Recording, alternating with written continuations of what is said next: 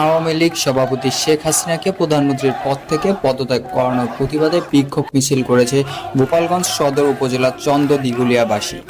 আজ বেলা ৩টা থেকে ঢাকা খুলনা মহাসড়ক বন্ধ করে চন্দ্রদিঘুলিয়া ইউনিয়ন আওয়ামী লীগের কার্যালয় থেকে একটি বিক্ষোভ মিছিল বের করা হয়। মিছিলটি চন্দ্রদিঘুলিয়া থেকে বিজয় পাশা গদাইখালী এলাকাসহ বিভিন্ন সড়ক প্রদক্ষিণ করে। পরে সেখানে প্রতিবাদ সমাবেশে আশেপাশের বিভিন্ন এলাকার স্থানীয় নেতাকর্মীরা বক্তব্য রাখে।